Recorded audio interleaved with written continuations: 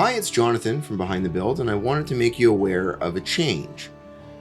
What you'll see in the title of the releases is Behind the Build AD and Behind the Build ID. Behind the Build AD is architectural design.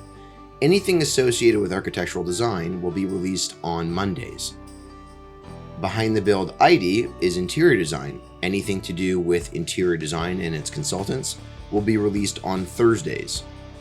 I would ask kindly that as you hear this, if you could, to find the rating system in the format that you listen and consume Behind the Build, and please give it 5 stars. It helps us with overall engagement and visibility with a new audience.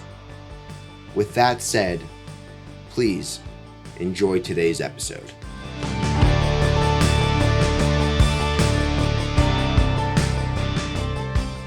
Welcome to Behind the Build. I'm your host, Jonathan Jacobs.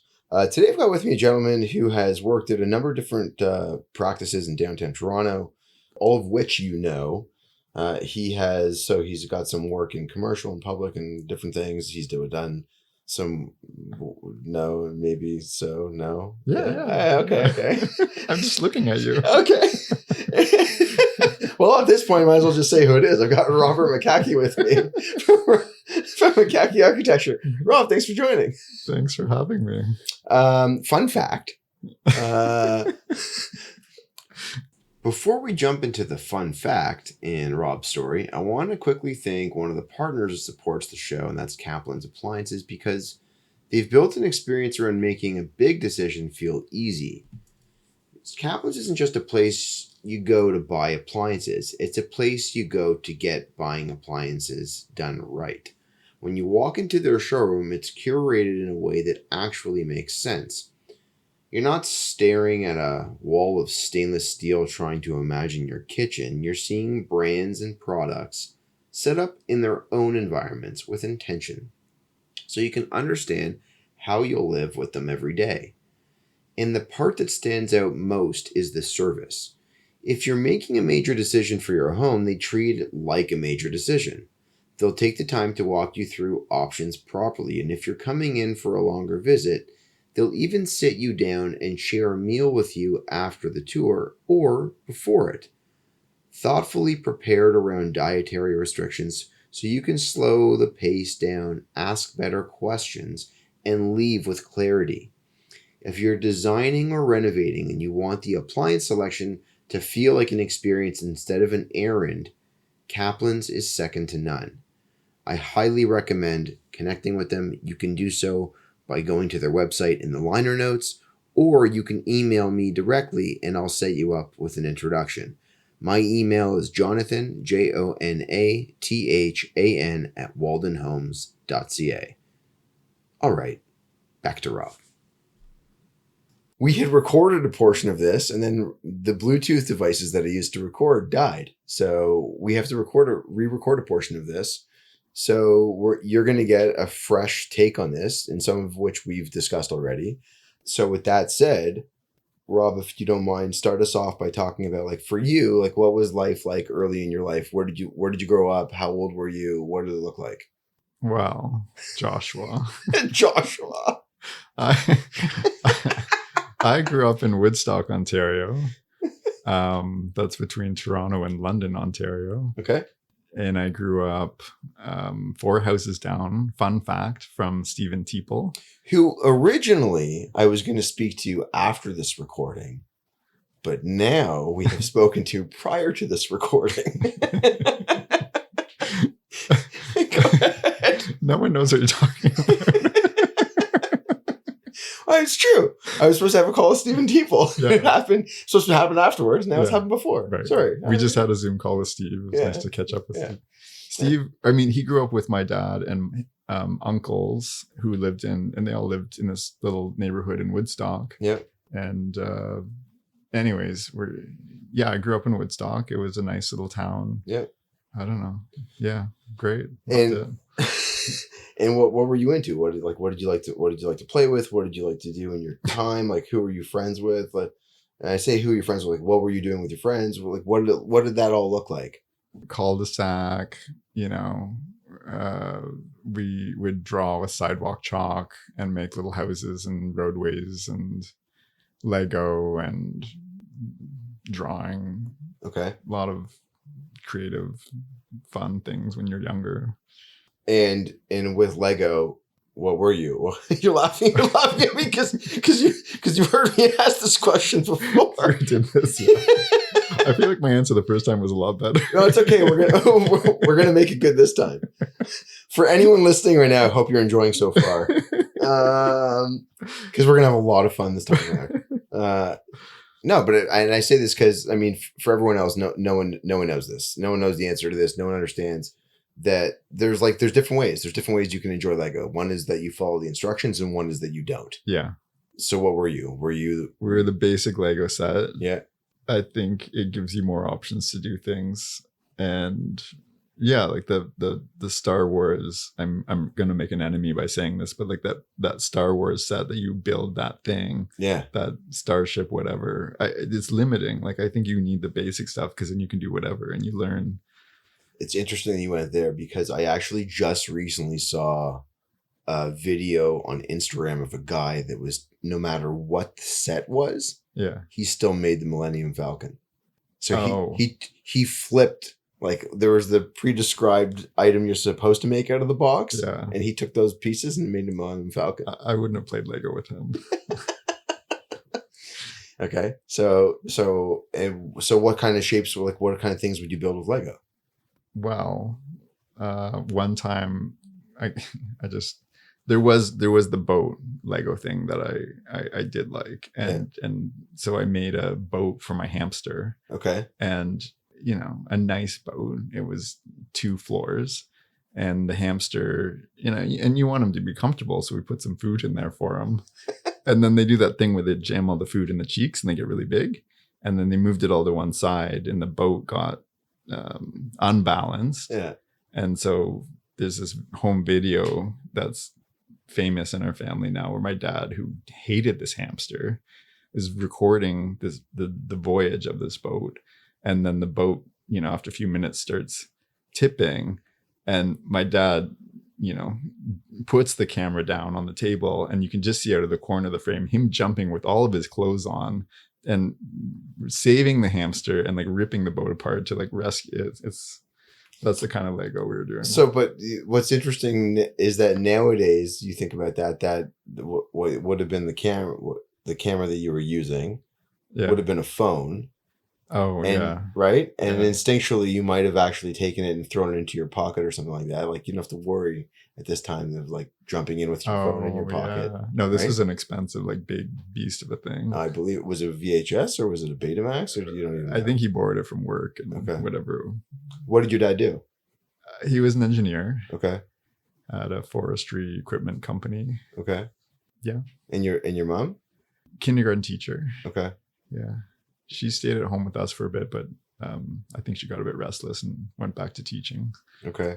And did she get to choose what grade she was going to teach? She preferred kindergarten. She had the kind of demeanor and patience and kindness for kids that age. Okay. Yeah. It's like you're subjecting yourself to like those Rugrats. And it's just, I look inside and I think of like my kids in kindergarten and like pulling on each other's hair, like stealing someone else's lunch. Having to deal with that every day is a challenge. Good for her. That's her, the best spot for her. Yeah. And so what was it like having an engineer as a dad? He would bring home paper from work that I couldn't understand why they were throwing out this paper, because they printed on one side, but then there's whole blank side on the back, and I would draw floor plans, and I was very focused on wanting to be an architect. Okay. And did he ever give you anything that you were supposed to come up with as a result of what he was working on, or was this all just creative stuff that you were coming up with on your own? I had no idea what was on the other, like it was like mechanical drawings of gears and metal things. I didn't know really what it was, but it was still interesting to see like axonometric or these technical drawings of the dimension lines, and there was something interesting there for sure. Did he ever have drawings that were 3D, or was it all 2D stuff that he was bringing home? Mostly 2D. Like that was the early 90s. I don't think the computers were that good at the 3D stuff back then. Okay. And so when you were drawing on the back of it, were you ever drawing in 3-dimensional? Yeah. Heather Kelly, who this is probably like grade 2, she drew a square and then drew 4 lines coming out of each corner and then drew another square, and it suddenly became 3D. And it was like, my mind had just blown. Like, it was just, I remember that moment and I was like, you can draw in 3D. This is crazy. Was Heather Kelly a teacher? No, she's just my friend. Oh. Hi, Heather. Hi. What's up, Heather? Okay. So did you start applying that to your drawings as you were drawing on the back of this large scale paper? Actually, yeah. My uncle was building a house from this book. Like, I think you got them at Shoppers or whatever that was called back then. Okay. And there's all these floor plans of homes you could just pick out and build. And I really liked that book. And so I'd start drawing floor plans, usually for anyone who'd take one. I'd build them a dream home on paper, and then like my teachers, anyone, just give them. And then what grade is this? Probably grade 4 is when it started, maybe earlier. It's like 8 years old, something like that. Is it? I think so. Yeah. It's that old. Grade 8, 9 years old. Yeah, you're either 9 or yeah. Well, it was Mrs. Beveridge. She was my grade 4 teacher. Because I remember her. I made like a room for like eating cake or something. Like, there's a room for everything. It was like, this is the cake eating room, and this is like the Sunday room. She was royalty. Okay. And so, and how did the drawing evolve? Like, did you ever get feedback from someone to tell you like your lines weren't perfectly straight, or were you critical of that? There's no criticism. I mean, they're just so happy to receive anything. Like a 8-year-old, so they're just I don't know. Nice to you. If your dad's the engineer, like there's the engineer that like really cares about the minutia. I mean, in all of their jobs, or like at that point, he's just like, he's just accepting of the fact that you're drawing this stuff and he likes it. Yeah, it was like there was no pressure. There was no like you've got to achieve, or like it was pretty chill. Okay, it was just fun. It was just exploring. It felt really great. On the sidewalk drawings, did you ever create parking spots for your bikes? Yeah, we had driveways. Oh, you did? Everyone had a house. I was fortunate. There were all these girls who were my age. They were all the pretty girls in like grade school. Yeah. And everyone got a house, and everyone got a little, and I would draw it for everyone. That was kind of my job in the summer. Okay. And how big, like, are you talking like the house filled the driveway, or was no, it's like a cul-de-sac, so everyone's we're on the road? Yeah, no one would drive in except for like when a neighbor would drive in, and they would have to like move out, and then they would smile at us. It was like 12 kids out on the road with their bikes and wagons and right. Yeah. Okay, now I understand. Someone gets like a classical so house. You're doing like master planning on the road. Yeah. Yeah, there was. That's that. I mean, that's interesting. Yeah. I must have sucked when it rained. You just do it all over again. Whatever. Okay. And then what did it look like as you kind of progressed from grade 4 or 5? Like, what did it look like? What courses did you like to take? What were you interested in? What were some of the activities that you did outside of school? I wasn't really. I mean, I was much better at like the independent sports. I was not a good team player. Okay. But I was really more interested in drawing and painting and running, like in high school. You ran track? Cross country. Badminton. Okay. Yeah. I have a cross country story, really short, but I was on the cross country team, and I was on it so that we could prolong how long it took to go back to school. So I would never really run the races. I would just kind of like run the races. Oh. With the ambition of wanting to just prolong going back to school. Did you ever do that thing where you're running so hard and then you cross the finish line and then you just barf because you're so exhausted and so... No, I wasn't trying that hard. Neither was I. I really wasn't, but I remember like a bunch of other kids, and it was very slippery when you cross the finish line. I know that for sure that there were other kids that did it. Yeah. And I actually remember in one race that I was in a cross country race, and I was the last person in the entire, and like everyone, if there was a couple hundred kids, but there was one kid that like had a strained leg or something, and he was down on the course, and it was in between marshals, and so thankfully I was walking, and I was there to help this kid get back up and get to like one of the marshals and like get him back to like medical. Oh. So it was, you know, if you're ever wondering about like whether you should walk or run a race, you should potentially walk it because you might be saving someone's life. And were you taking drawing courses? Like, was it stuff that you programs after school or no? No. Okay. I mean, in high school, there was a drafting class. Yeah. That was fun. Okay. Yeah, you know what you expect. And were you drafting by hand or were you using? Okay, well, we had like DOS. Okay. Like you type in ACAD R13 or something. Yeah. And then AutoCAD would load up. You put in the disk. Was there? I can't remember. But it wasn't Windows. It was DOS. It was DOS. DOS Windows? No. DOS was on PCs. Yeah. Yeah. Yeah. Like you weren't playing Oregon Trail on DOS. You were doing it on a Mac. So whatever that was. I think it's all type command. I like that you just passed over my Oregon Trail reference. I don't know what that is. Oh, really? No. Oh. Great game. Oh. That's okay. We can reference that later. I was going to say you're a lot older than me, but we're the same age. And what about, and you had referenced, I think, a little bit of painting. And what kind of painting were you doing? I don't know, like watercolors. Like, yeah. I mean, you do anything enough, you start to get better at it. I wouldn't say it was good. But was it something that you actively wanted to do, or is it something that you kind of did to pass time, like, or was it something you were just kind of trying out? I really spent a lot of time by myself, okay. And I was kind of shy, and yeah, I wish I was shy still, because I think I would be still doing a lot more painting and drawing. Like, you're more social now. It's taken away from my. It was good. I had like a kind of discipline about it. It was, yeah. I think I was really.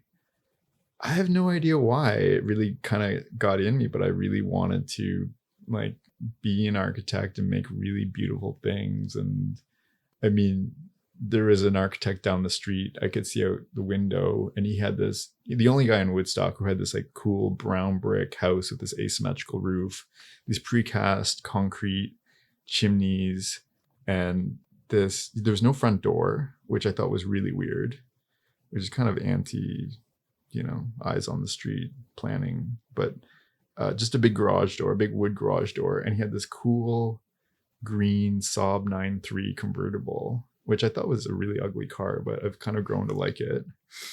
Yeah. Yeah. The Saabs. And so I think he just kind of made this, I never met him ever, but he was this kind of mysterious, cool person.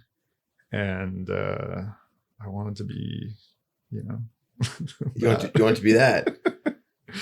Something. So actually, you bring up the Saab, and I got to tell you that I went, I don't remember when it was. The Westons used to host this like thing called Powerball, and it was this amazing, at the power plant. Yeah, amazing charity event, I guess, or fundraiser.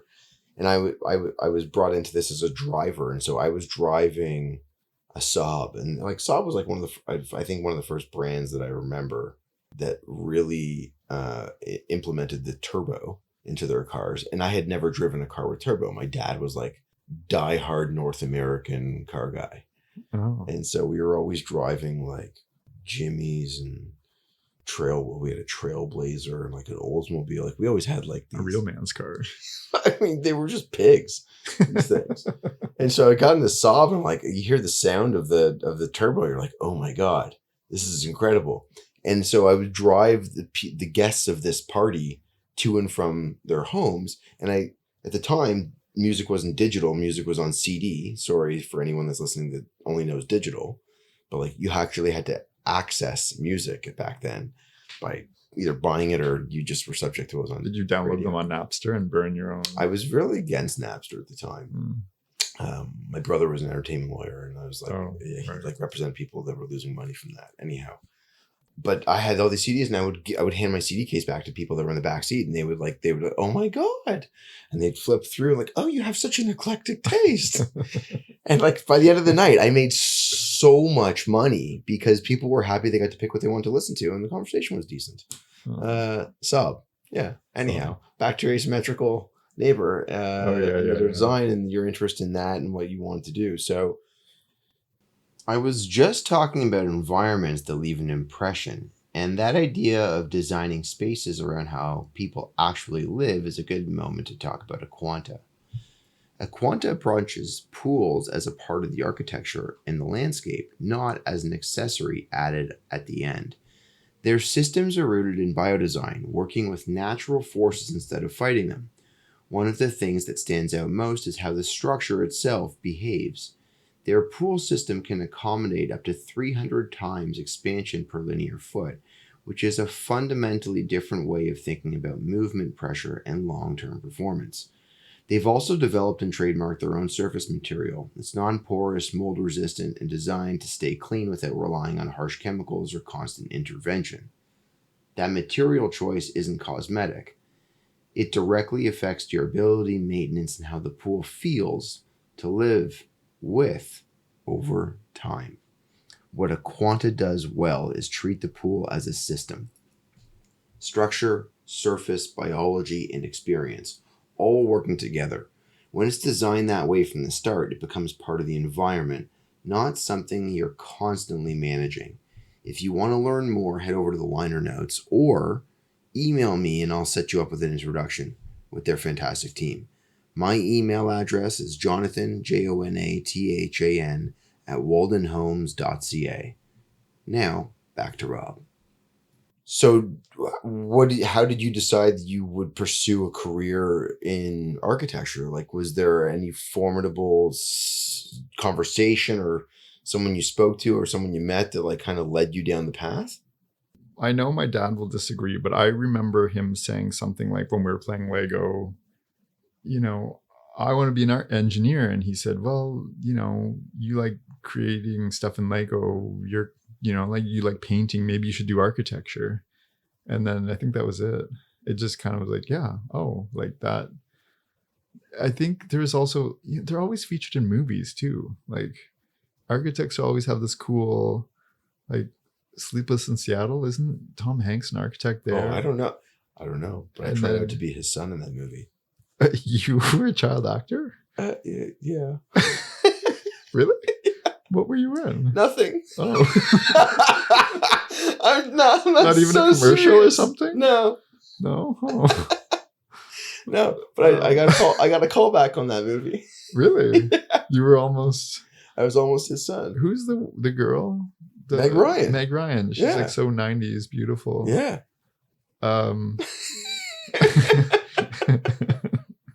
And Searching for Bobby Fischer, the movie about chess. There's always like a cool architect. Like, how could you not want to be an architect? Everyone wants to be an architect when you're growing up. There's just a few people that are like crazy enough to like persevere and like still be an architect after they go through all the stuff you got to go through. Yeah, I mean, you could have been George Costanza and said that you were an architect.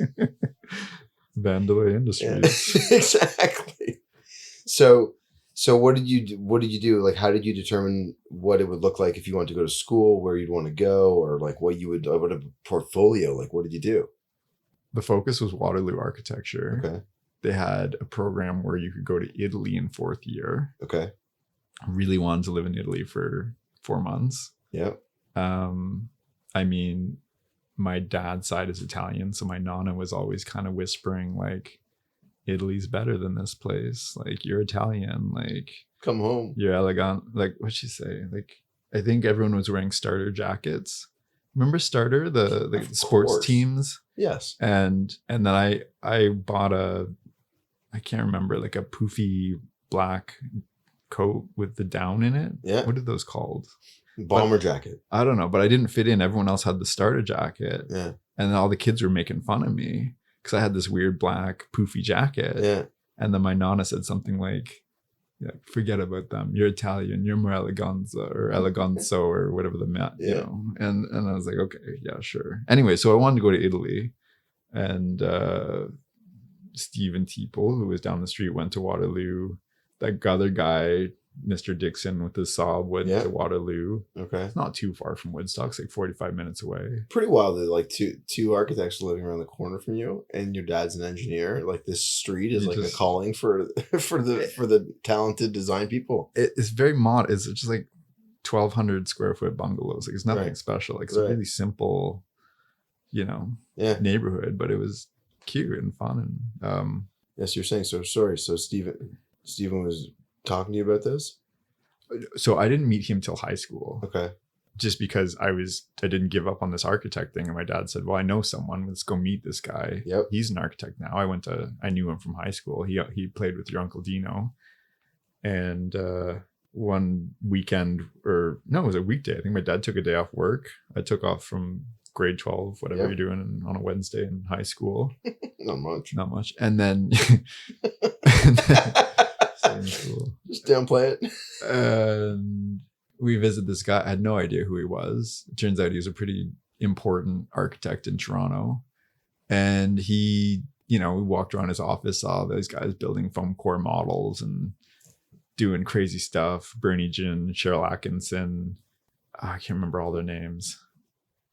Tom Arban was working there at the time before he was a photographer. Interesting. Okay. And Steve then took us out in his BMW 328 IS black coupe car that's really cool, and drove like really fast, like so fast like that my head was hitting the back of the back seat, like, and I was living for it. Like I was loving this. And how's your dad? He was being polite. I don't know. He probably thought it was kind of fun too. He's similar misbehavior in a car. Yeah. And then he took us around to see his controversial graduate student house at U of T that he did with Morphosis. Okay. And some small yacht club that was interesting. Remember, we were driving out on that peninsula where the yacht club is, and there's a speed bump, and he'd speed up really, really fast and then slow down really, really fast, hit the speed bump, and then speed up really, really like he'd do that. And I was just in the backseat, like almost vomiting, but also kind of thought it was really funny. And like, that was really cool. You could drive this crazy. Yeah. Anyways, we saw 3 of his projects and they were all really cool. And then I was like, this is it. Like, I'm definitely going to be becoming an architect. Like, you get to drive around in a cool car. You're making amazing buildings. Like, you've got to be an architect. And then, yeah. So anyways, I got into Waterloo, thankfully. I was very focused on all the stuff you had to do. Steve gave me a few like pointers, like do the practice for the Précis. They have this writing exam that's really important. Okay. Is it a definitive amount of like, is it a certain number of characters you can't exceed, or you have to be within? You don't remember. It give you a full letter-sized piece of paper. Yeah. And then it's like this old-timey text about some Victorian something. And then you got to condense that to a paragraph. Oh. And then you have to condense that paragraph to one sentence. And that's challenging. I wasn't good at English, but I could do that. Okay. I don't know how, but I liked simplifying and condensing things. Okay. And then, and then I was very focused on building this portfolio I have to present, and okay, got in. So what were some of like the highlights you felt about the program that while you were there? Were there specifics that you really enjoyed? Were there people that you really connected with? What's funny is in first year, there was 3 groups. There was like the Asians, the white kids, and the Middle Eastern or brown kids. And there's only like 70 of us, but we all started to, it's funny, like you're in your little groups and you kind of where you feel comfortable. And then we all mixed and we all became like best friends by the end. And like, that's pretty cool. I like everyone in my class is fantastic. I mean, maybe not everyone, but like, I mean, even if they're not fantastic, they're still great people. Yeah. And no, it was a pretty fun, talented group, I think. And what were some of like the main highlights? Was there a specific course or project?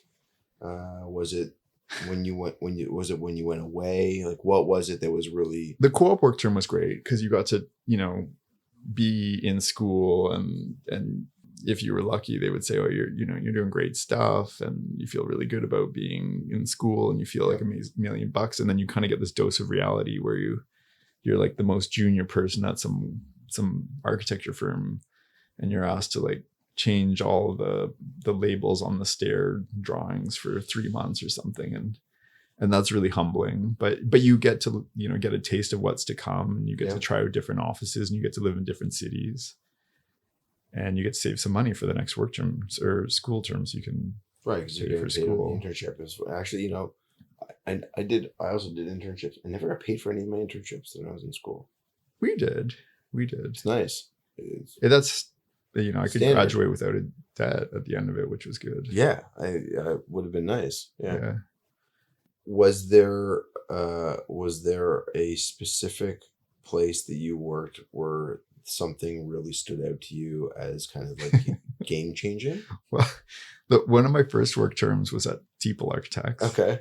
You probably know why, but at the very last minute, I kind of weaseled my way into becoming like an administrative assistant or something, like not even on the architecture team, but they had like some junior thing. Yeah. And so one of the things I did was they would prepare these requests for proposals to bid on like a new museum or city hall or whatever. And at like Friday at like 2 p.m, they came to me with this, you know, they had been working on book, you know, they coil binded in the office, printed out on the bubble. Tom Arban was the guy who helped print out this stuff and then crop this stuff before he became the noted photographer that he is today. Crazy. Okay. And so there you go, Tom. So I took this book, and Steve, you know, kind of waving the keys to his car, came over and said, "Can you drive standard?" And I said, "Yeah." And he said, "You know, it's like a 3-hour drive. You got 2.5 hours to get this thing into the city hall of Belleville or whatever we had to drop this thing off." So I was printing off instructions in MapQuest on how to get there. For those that don't know, he did say printing and he did say MapQuest. That is also because a couple years ago, things like Waze and Google Maps didn't really exist, and cell phones also weren't so prevalent. And if this is high tech. You're not folding out that big Ontario map. The Burleys dashboard. Yeah, the Burleys. Yeah, is that what it's called? I think they were called Burleys. And so I'm from Woodstock. I don't even know Toronto. So I'm like, no, I don't have a car. So I'm in this thing. Like, don't hit anything while you're driving this car. Toronto traffic, not like Woodstock again. And you're like driving standard, which is I was okay at. I mean, I kind of I'm not the best at it, but I really want to drive this car. And then like I'd only driven like maybe like a used Honda Accord or something. And then I'm on the Gardner going up in third gear, and I'm looking down, like it's so smooth, it's so quiet, and I'm going 120 in third gear. I'm like, what is this car? And I'm just passing everyone like on a mission to get this, like I'm not letting the team down, like I'm gonna get this thing in. Got it, you know, pulled into Belleville, like 10 minutes to spare, sweating. Like Steve's also had this cool techno music on the 6-disc CD changer, which I've never seen in a car before. So I have a question about this. Do you remember, was the 6 discs available? It was in the trunk. It was in the trunk. Yeah. Okay. Yeah. So again, for those that don't understand this, this was revolutionary. Like you weren't stuck to the 1 disc. You had the option to listen to 6. Each of those discs were gold. But in some cars, they had it built into the system in the front. Yeah. And at the time, probably because this was really new, it was in the trunk. Yeah. Yeah. Okay. Sorry. Anyways, I pulled into Kingston, and it's like, what? Now I don't have the time right, but you should have been in school, and there are these girls who are not in school skipping class, so they're like the bad girls. And I pull up, techno music blasting. I'm rolling down my window beside them, going like, "Hey, do you guys know where the city hall is?" And they're like running over to go, "Hey, nice car." And I'm like, no, like I gotta get to city hall. Like, so I drive. So they show me where to go. I got it in, I think, with like 2 minutes to spare or something. Like I remember they're filling out the form, looking at the clock, kind of giving me the cut eye, like, you guys are cutting it close. Then, did you win the job? I have no idea. Okay. But then it was all kind of a blur driving back. I was like in heaven driving this car, and then the time limit, the timer constraints are now off in some capacity. Yeah. Right. So now you get to enjoy it in a different way. No, I just drove as fast as I could on the way back too. And then I got back into Toronto, and then they all go to Wide Open on Fridays. Yeah. And they all have a beer there. And so I was on this adrenaline rush. I gave the keys back to Steve, and he toasted me. Thank you for getting it in. Right. Did you tell him that he might need like a new clutch or potentially some new rear tires? You can write that off or something. Look, Steven, just look. Don't smell the car right now. It smells like burning metal. We had some good work terms, yeah. Yeah, and what other practices did you have the opportunity to be able to work at? The next work term was in London, England, and normally you couldn't go there for second term, but no one from Waterloo wanted to go because the London tube bombings were happening. And my roommate, James Anderchuk, and I really wanted to go. And we decided most of the bombings are probably done. And if we take the tube, we'll just go to the very front or the very end of the train because most of the bombs were being set off in the middle. So like they're going for maximum effectiveness for the blast. And like you're probably safe in the end. Usually from the diagrams you saw on National Geographic, it was like the ends of the train were fine. Yeah, the darkness. Yeah. So here's a question. Did you ask your parents, like, I'm going they to didn't really love it, but can you get me a bulletproof vest? No, they were optimistic. Okay. And that was HLW. I don't know. I did like a law firm millwork package for like 4 months. And, I don't know, funny job, but it was just cool being in London. Right. We got to travel on the weekends into Europe, which was cool. Were you taking the train or? Yeah. Yeah. What was the experience like? I mean, coming from Woodstock to going to London and now taking that train and you're going under the channel. Like, what was that like the first time? That was fine. Finding an apartment in London was the scariest thing. Why? It was expensive. Okay. And I mean, I was like, we'll figure it out. You know, this kind of mindset of like everyone else, like people live there. How hard could it be? Right. But like, if you come from a small town, I think there's a bit of a skill set you got to learn to get into a larger town, like how people socialize, how you get around. It's just different. Mm-hmm. Okay. But it's funny how your memory, you only remember the good things, but I remember being really homesick a lot on that work term. Was there anything that you were able to, or fortunate enough to be able to go see that you looked forward to seeing that you didn't? James was really good at like, okay, we're going to go to Oxford this weekend. We're going to take the mega bus and go to Cambridge. And then we're going to go here. And he was so I just tagged along.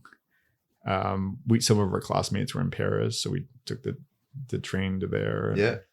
And then we got out of work a bit early at the end of the term and we went up to Amsterdam and it was, we were staying in the grossest hostels. No, but you got to experience Europe at an age where like it was really exciting to be able to be there.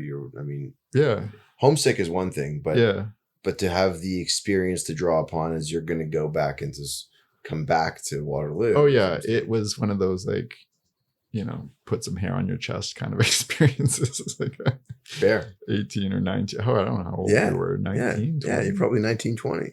And then did you do OA? Did you take OAC? Oh yeah, we were the last year for OAC. Yeah, you were, right? Yeah. So did you, because you could also fast track OAC. OAC is, by the way, for I'm not that smart. Okay, same. Yeah, same. Yeah. I was like watching friends do like half years of OAC, or like some kids fast tracked and finished grade 12. That being said, we were part of the class, like grade 12 and OAC was all graduating together, and they didn't make more room in university. So I know. If you get in, you're like, so that means I'm twice as smart as the average. There's something there. I made it in. Okay. And so what was life like after you had graduated from university? What was the first role that you took on professionally? Well, I worked at a bunch of different offices, and that let you feel out, bigger offices, smaller offices, interior design focused offices. Architects Alliance was one of them, KPMB, Diamond and Schmitt, Hotson, Bakker, Boniface, Haden Architects and Urbanists. The most ridiculous name ever. Thankfully got bought by Dialogue, so no one has to say that ever again. Man, it's so crazy. But by the end of I'm saying it. My name goes on. No, my name goes on. Everybody's name goes on. Like, don't worry. It'll just be it'll be an index. Like KPMB figured it out. Just put it down to 4 letters.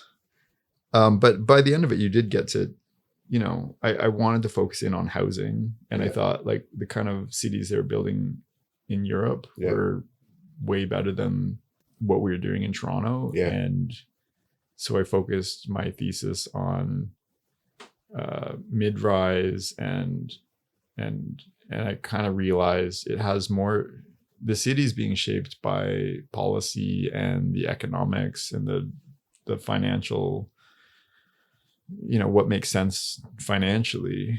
And then you kind of realize like those cities were limited by policy or technology, like the elevator, like how high you could build. And there weren't cars, so they had to be very walkable. And it's not like the architects were telling people what to build. It was kind of, everyone's trying to solve this problem, and they have the same kind of criteria, and it outputs the same thing. And that's why Europe's built that way. And now we have a different set of criteria, and it's resulting in, I think it's shifting now with is there the same financial incentive to build high rises? Right. Yeah. I mean, it's a whole other discussion, but yeah, I think maybe this is the beginning of more of a case for mid-rise. Yeah. Right now. Maybe, I don't know. I'd have to talk to a planner and someone in economics. Well, so let's go there in like a couple minutes. I'm happy to go there with you. Because I want to know about when as you came out of school, because what you were referring to a second ago is like what some of the stuff that you'd done both in school and out of school. Yeah. Right. Yeah. So what did it look like for you to decide that you wanted to go out on your own? Like what? Because it's a daunting thing to think to go out on your own. Now that I have an office, I don't really want to encourage this, but I was working on side projects. Yeah. And it's going to happen. You're going to have someone at some point that's going to probably do the same thing, right? Probably. It's karma. Right? It's not karma. It's just someone's ambition. They're learning what they can learn, and then they want to go out and they want to pursue it on their own. And it sucks. I did choose to spend my evenings and weekends working on. I remember listening to this really cool new Jamie XX album that came out, and I was like vibing it. And then I opened the windows and I could hear it playing down on Echo Beach. They were playing live, and I was like, I really wish I was there right now. And then I closed the window again, just went back to drawing whatever I was drawing that weekend, spent the weekend inside I was fortunate enough to meet someone on my swim team who wanted to work on his house, and that started off as a renovation addition and eventually became like a whole new build as we were drawing it. Okay. So it wasn't like a 50% reno with leaving the walls up. It was supposed to be, but we just, I'd like to think the design was just so great. He just decided, let's just build a whole new. Okay. I mean, it's pretty amazing that on like one of your first projects, you have the opportunity to do like a window schedule, right? Well, that's not the most exciting part of it. I just mentioned a window schedule, and that's one of the parts of a project where decisions are technical, visual, and permanent, which makes it a good moment to talk about the doors, because this is exactly the kind of work they're set up to handle. The doors primarily works in windows in large opening systems, as well as doors. And what sets them apart is the range of conditions they can actually support, not just what looks good in a catalog. They handle a wide variety of materials and systems, from vinyl and fiberglass to aluminum and aluminum wood clad and wood and steel. They can do it all, curtain wall, large spans. And they're particularly strong when projects start pushing spans, larger window assemblies where structure, performance, and detailing all have to work together. They also fabricate aluminum in-house, which matters when you're dealing with modern profiles, custom sizes, and tight tolerances. It keeps control over the product and avoids a lot of the coordination issues that show up when fabrication is fragmented. And when those assemblies get large or heavy, they're equipped for it. They have their own crane, which means installs are planned properly instead of becoming a site workaround. When windows are doing more than just filling openings, when they're shaping light views in proportion, having a supplier that understands both design intent and the logistics make a real difference. If you would like to learn more, head over to the liner notes to get a link to their website, or you can email me. It's Jonathan, JONATHAN, at waldenhomes.ca, and I'll connect you directly with them. Now, back to Rob. I mean, I know a lot of people that I've spoken to that don't even get to draw windows the first time they're on their first project. Oh yeah, no, that was a pretty good for a first one, yeah, for sure. And he took a bit of a risk on us, and I'm sure he got a better deal in terms of how much we got paid. But like it was a passion project, and it was just I'm still really proud of it. We've got a cool courtyard in the middle of it. It's crazy because we didn't really understand committee of adjustment, and we just designed what we thought was going to be the best possible thing there, but it had like 18 variances or something. Like you're supposed to have like 3 or 4, right? We just went for it, and then it became like this whole community act. Like he went out to the whole neighborhood and everyone started like loving this design, and then he got like 18 signatures, and like everyone on the whole block like wanted this house being built. And crazy. Like so then suddenly you're at C of A presenting, and I had no idea like 18 variances wasn't like the norm. And we had all this support. And I mean, I had a friend, Joshua Butcher, who was at Bousfields at the time, and he gave me some pointers on how to present at C of A. Mm-hmm. And you talk about precedent and blah blah blah. And I remember one of the questions, we had this big walk down to like a lower, what could be a basement apartment, but a lot of the time they're done really ugly, and generally they don't want to see that. Mm-hmm. But they asked me something like, how do you respond to these variances for the stairs going down through the front yard? And I put up a render. We'd made these really beautiful renderings of it, and I said, but doesn't it look good? Or I just said something like, it's beautiful. That was my planning rationale or something. And I put on a suit and everything. Like I was trying to be really, but I had no idea what I was doing. And they just laughed. And then I don't know, someone showed up in opposition. It was the what do you call it? The neighborhood representative? Oh, BIA. Someone. Yeah. And they were there in opposition. They ambush you there at the last minute. And so we had to go to a side room, and we'd kind of talk them through it, and we'd calm them down. And so we had all the neighbor support. We talked, and then by the end of it, we convinced her that it was a good thing. We won it, which I was very happy about. And then that same neighborhood representative came up at the end of it and asked me to work on their project. Oh, really? That's crazy. I've never heard that. Yeah. Wow.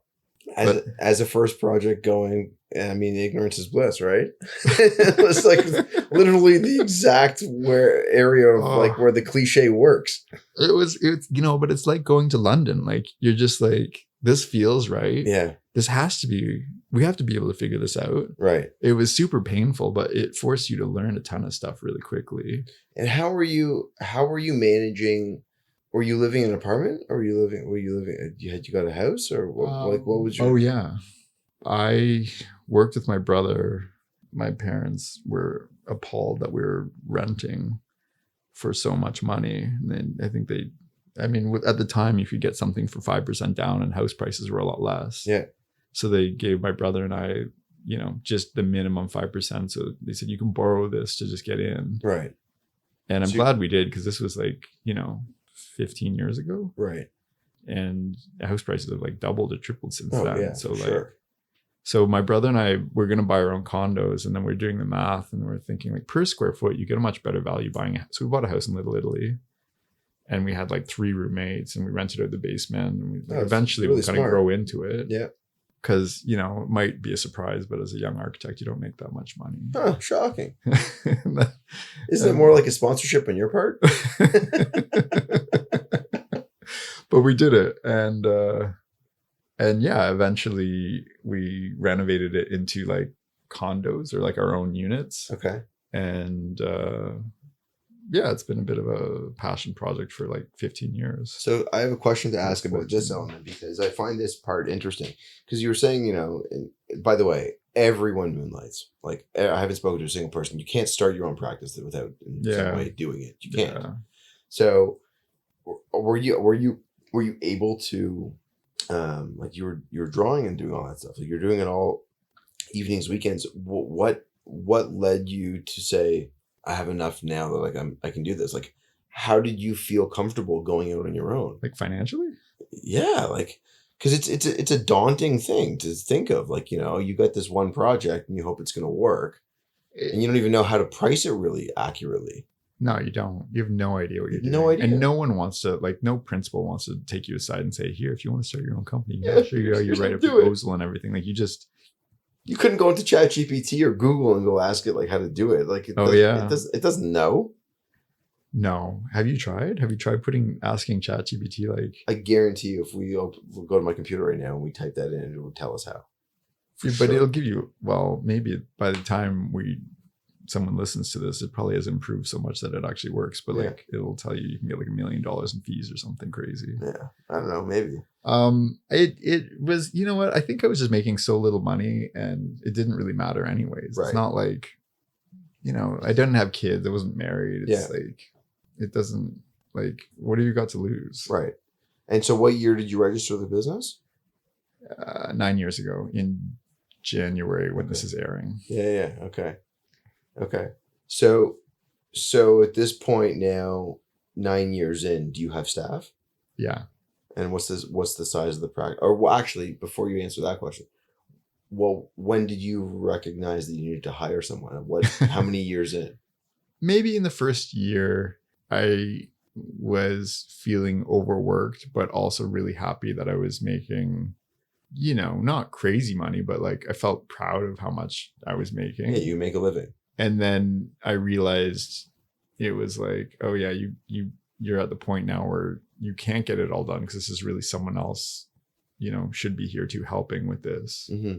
And then it's not as much money because you got to pay them now, but you have a whatever. This is how you want to, if you want to try to grow it a little bit, that's what you got to do. So yeah, just let's do that. And you buy a computer and you buy software and you feel poor again. Yeah. You start going through the expenses and you're like, oh, the balance sheet is not working in my favor anymore. No, but I don't know. You just do it and kind of works out, and then you're a bit more. You're not just one guy. You got an office now. Yeah.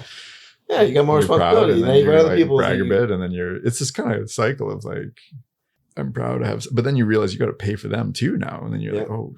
And you got a runway of like a year or two, depending on how the project goes, and how much they want to hire you to do. But then it expires or it ends, and hopefully you found something else, or ideally more than one thing before that one ends. And yeah. Had you ever met with anyone that like was able to, outside of Steve, that was able to give you some advice about what it would be like to run your own practice? I had coffee with Richard Wengle, who I was really appreciative. He said, if you're going to work in housing, he just talked very positively about being an architect. And I was really impressed by, I don't know, he's a gentleman. Like he dresses like a gentleman. He behaves like he's just very kind and very, like he was very encouraging. And I kind of thought, like, aren't we all kind of fighting for work? Like, I mean, he's so established. And I'm just like, nothing compared to him. But he said something like, you'll always be afraid of running out of work. Like it's something you're going to face your whole time. He kind of he was very transparent about like how he charged and his fees, and he demystified a lot of stuff. And I was so motivated and grateful after I had I think we had one meeting. I think we did another meeting after, and it was kind of like to be polite, but most of it was just from that one meeting. That's all we really needed. And I'm always grateful for that. Yeah, I mean, I've had some really great people that I've worked with at other offices. I mean, I learned a lot from Prish Jain, who ran Tact. Yeah. He was pretty formative right out of school for those early years. I met a bunch of people at Diamond and Schmitt when I had to learn more to become a licensed architect. Yep. Tact just focused on like the design stuff, but not the construction stuff. So Diamond brushed me up on that. Okay. And in terms of like scales of projects that you generally take on now, and in terms of scale of practice now, what does that look like? Well, there's myself and 5 others right now. Okay. It's like at the small end, what are we doing? Like I don't know, house renovation maybe. like we've done like, there's a lot of people who do like the kind of less glossy stuff. I'd say still interesting, important. Like we're renovating some old apartment buildings and putting, you know, where there were storage lockers or whatever, we're making more units in there. Mm-hmm. We're working on like, you know, some homes that are like $1 million, 2 million, 4 million in construction costs. And then we've met some like a really nice family who have been, you know, like once in a while you meet some people and they just like really believe in the trust in everything. Yeah. And they're really, they have ideas, they're really interested in the project, and they've got us working on some like interesting, large, small, like a range of stuff. Like there's some stuff in Muskoka is like a whole other animal. Yeah. There's some pretty wild stuff happening up there. Yeah. Yeah. Like this compound for this family, and they want to have like a boathouse and then like a tennis court and a pool house and a garage. And then the main, like, it's just wild. And then, I mean, it's amazing that you have the opportunity through 9 years now to be able to work on such a variety of projects. So the funniest thing, like maybe second year into it, like I think I just got a car because I was trying to bike everywhere in the first year, and I'm biking around, and I, you know, put on like a white dress shirt to look more professional. Yes. And I was biking with the, you know, classic roll of paper on my back, like looking very architecty. And it was August, and I'm like pointing down at something on the drawings, and there's so much sweat coming off me, and like my shirt's practically see-through, and they're laughing, like the construction guys and the client are laughing at me like, what are you doing riding a bike everywhere? I'm like, no, like I'm an urbanist and I believe in like, I don't know, that shit. And then so I'm like, you know, I just started this thing, I have no money, I don't want to buy a car. And so I'm, you know, talking to my parents, and my mom's like, well, you can take, you know, my old Miata, because it was like the car I went to prom in, this 2001 red Miata. And I'm like, I don't know if I can get the kind of authority I'm looking for driving up to a construction site in this little red Miata. I'll just park it under one of the pickups. But then I was talking to someone at the gym trying to figure this out, and I said, well, I'll just tell them it's my mom's car. And they're like, no, it's even worse. Like, you can't tell you're driving your mom's red. So I got, you know, a very sensible black Golf. And so I'm driving this little thing, which I very much like that car. And through a friend of a friend, they introduced me to someone who wanted to work on a factory in Turkey. And like, sure. So I meet this guy, you know, I drive out to Woodbridge, and like, it's a huge building, like the size of IKEA or something. And I'm asking for his name, and the front desk is, who are you? And then we've got this like Mercedes SL convertible, like a vintage one, like around the spiral staircase. Just in case anyone listening at this point does not already understand, the theme of cars is like relatively prevalent and important to the two of us in some fun way, and we've been talking about it prior to the recording. So anyhow, you can get the sense. So it's acting as a sculpture in the front hall, and like a very impressive office. And you go up this big spiral staircase, past like 100 people working at their computers, all looking up. Yeah, and at the end, there's this huge office, and then it's like what's that movie, Despicable Me, or like Dr. Evil or something. Not that this guy's evil at all, he's such a nice person, but it's intimidating, and you're walking in there, and I'm like, who, like I'm working on like a basement reno somewhere, and like someone's deck permit, like this is what do you, like, fake it till you make it kind of thing. And so he kind of turns around in the chair, and I'm like, in my mind, I'm just thinking, like, don't freak out. Like, just focus on the work. Like, talk about the work. Like, you can get excited about talking about the work. You're good. And so we talk about, you know, what he wants to do. And he explains they're building a very ambitious project in Turkey.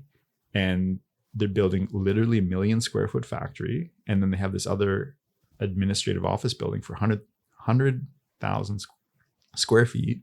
But they're struggling to get that local architect to, like, he's a very sophisticated client who has very good taste, and he's very hands-on. So I think he thought he could just give them some instructions, and they would go and they'd get it right. So we worked with him, and that ended up being like, we just started off hourly on some stuff, but it ended up being this 2-year project where we, we came back like a week later because he asked us to do something. We did it, but we also showed this much better, like what we thought was a much better version. Like we didn't just kind of reskin what he wanted. We like reorganized the whole thing. Right.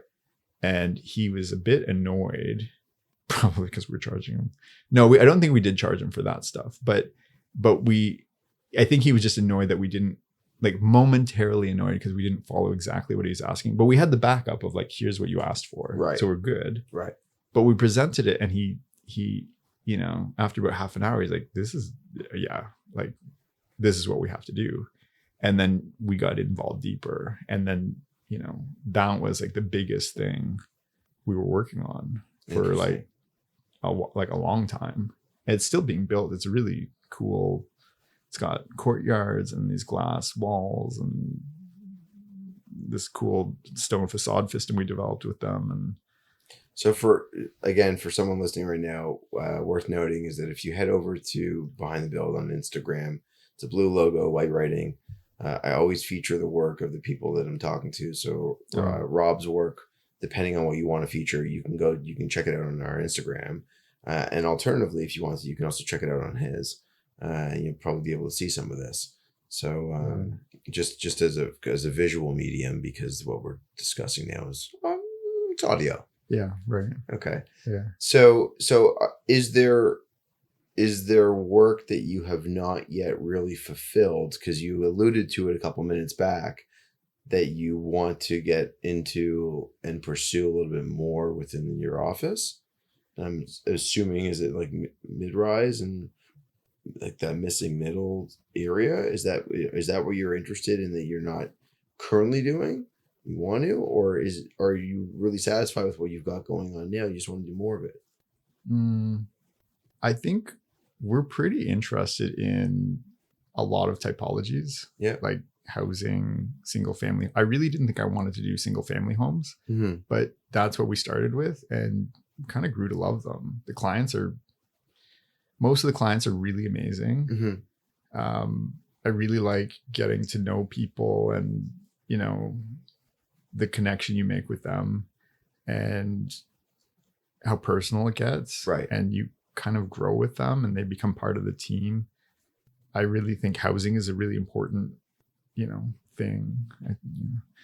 I think like exploring really interesting typologies, meaning there's kind of a standard like point tower that's happening all over the place, but there's like in Europe, they have like an elevator or a single stair shaft. And then you've got these dual aspect units where you can live in this large, comfortable apartment with windows on either side. Like, we don't see that kind of typology here very often. Like there's one, I think, on Niagara Street that Architects Alliance did 1 million years ago.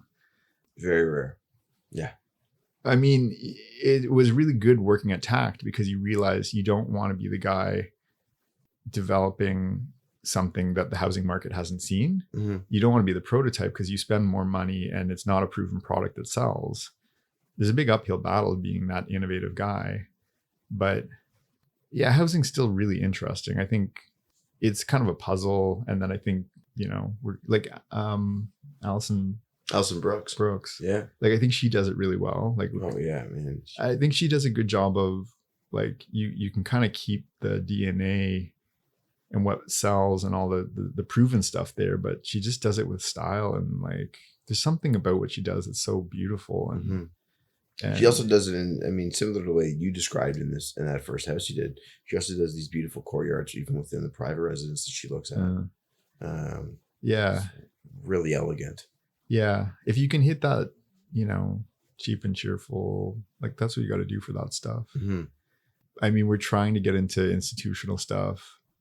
Bit discouraged, honestly. Like so much paperwork to apply to anything in the city or U of T or any of these academic or institutional things, and you or sign on to Ariba or whatever they post the RFP on, and I'll buy this for $50, and then you get the package and there's like 500 architects on there, and it's like all the usual big firm suspects, and they ask you to fill out the form and says, have you done 3 of these buildings in the last 2 years? And I'm like, no, never. And I'm like, okay, you can. Even the you know, you got to start with a washroom or the porch renovation or whatever and work your way up. And 10 years later you get, like, I think that's what GH3, I don't know. Is that what GH3 did? Or I don't know. I don't know. I just know that among young firms that the consistent consensus is that it is near impossible to try to get your name on a project in public, civic, educational work. It's really hard. Yeah, really hard. I think something's changing. If I read something on, but I won't give up. But it's a battle for sure. Yeah. I mean, especially when you know someone calls you that you forgot about, that you knew like 12 years ago, and they say, "Hey, I remember you from this thing. Like, I heard you're an architect. You wanna?" And you meet with them, and then you got a project. Like I'd rather do that. Right. I mean, that you just need that to happen a few times a year, and you're good. You're okay. Yeah. But like that, filling out all those forms, and we did it. We got so close, but we didn't have the right safety procedures document or something, and we lost like 3 points. We didn't get, like, it's just insane. Right. It's hard. Yeah. Rob, I greatly appreciate you taking time to do this, and then do it again. Yeah, no problem. It's been a joy to spend time with you, and I look forward to being able to hopefully do this again with you another time in a different setting. Yeah. So thanks for doing this with me. I appreciate it. Yeah, thanks for bringing. It's been really interesting listening to some of the other people you've interviewed, because I've admired or wanted to know some of these other people in the profession, but we need to have some big parties so we can all get together and meet. You know, I see these people on Instagram, but we're going to be doing it. Yeah. I mean, and also just to validate kind of where you're at in your career, you're also now driving a fun car.